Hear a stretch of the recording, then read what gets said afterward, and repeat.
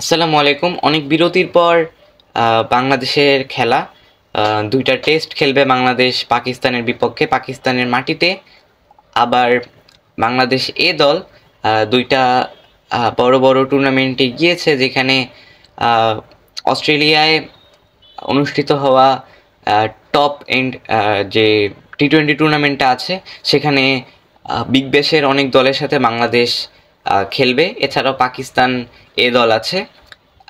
আরেকটা আরেকটা সিরিজ বলতে গেলে পাকিস্তানের সাথে বাংলাদেশ এ দলের একটা 4 দিনের ম্যাচ অনুষ্ঠিত হবে। সেখানেও অনেক জাতীয় দলের বিবেচনায় থাকা প্লেয়াররা আছে। তো বলাই যাচ্ছে যে আম, জাতীয় দল বা জাতীয় দলের বিবেচনায় থাকা প্রত্যেকটা প্লেয়ারই এখন খেলার মধ্যে আছে, যেটা অবশ্যই অনেক ইতিবাচক একটা দিক। আশা করছি বাংলাদেশের পাইপলাইনটা এখান থেকে অনেক বেশি স্ট্রং হবে। তো যেই স্কোয়াডটা দেওয়া হয়েছে পাকিস্তানের সাথে দুইটা টেস্টের, তো সেটা নিয়ে একটু যদি কথা বলি, সেক্ষেত্রে 9 জন ব্যাটসম্যান, 2 জন স্পিনার এবং 4 জন পেসারের এই স্কোয়াডটা। এর মধ্যে তাসকিন আহমেদ কে সেকেন্ড টেস্টের জন্য রাখা হয়েছে, অর্থাৎ পাঁচ পেসার হয়ে যায় সেকেন্ড টেস্টের স্কোয়াডে। কিন্তু প্রথম টেস্টের স্কোয়াডে তাসকিন আহমেদ নেই, তো 4 পেসার আছে। এক্ষেত্রে আমার কিছু প্রশ্ন আছে। প্রথমে যদি স্কোয়াডটা শুনে নেই, তাহলে ক্যাপ্টেন শান্ত, সাদমান ইসলাম, জয়, জাকির, মুমিনুল, মুশফিক, সাকিব, লিটন, মিরাজ, তাইজুল, নাইম, খালেদ, শরীফুল, হাসান মাহমুদ এবং নাহিদ রানা, এবং সেকেন্ড টেস্টে তাসকিন আহমেদ। এখানে আমার কিছু প্রশ্ন আছে। আমি যদি প্রথমে একটা প্রবাবেল 11 দাঁড়া করাতে চাই, তাহলে জয় এবং জাকির আমাদের এতদিন ধরে ওপেনার। আমি আশা করছি এই ম্যাচেও তারা প্রথম ম্যাচে অ্যাটলিস্ট তারা ওপেন করবে। সাদমানকে ব্যাকআপের জন্য নেওয়া হয়েছে।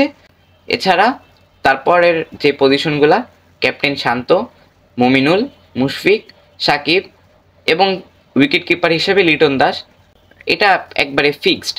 এখন যদি আমি এর পরের যে পার্টটা সেখানে বলি, আমাদের 5 ডাউন পর্যন্ত ব্যাটসম্যান চলে গেছে। এখন 6 ডাউনে যদি আমরা মিরাজকে খেলাই, মেহেদী হাসান মিরাজ খেলবে। আমি আশা করছি ব্যাটিংয়ের ডেপথও লাগবে পাকিস্তানের যেই কন্ডিশন সেখানে।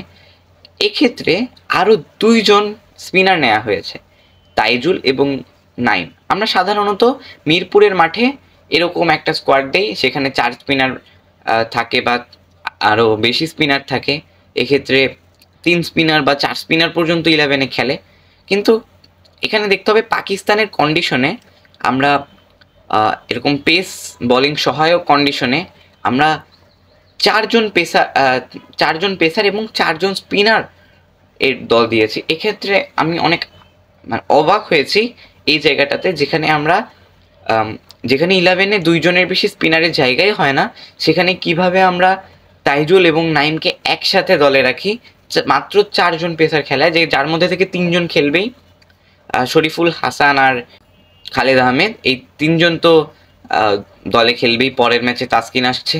তো এক্ষেত্রে নাইম এবং তাইজুল 2 জনকে একসাথে রাখার চেয়ে একটা পেসার বাড়ানো বা ব্যাটসম্যান বাড়ানো যেত, এটা আমার মনে হয়। আর এটা খুবই অবভিয়াস, কারণ পাকিস্তানের এত ভালো ব্যাটিং পিচে, পেস বোলিং কন্ডিশনে এইসব মানে এতগুলা স্পিনার নিয়ে যাওয়া বোকামি ছাড়া কিছু না।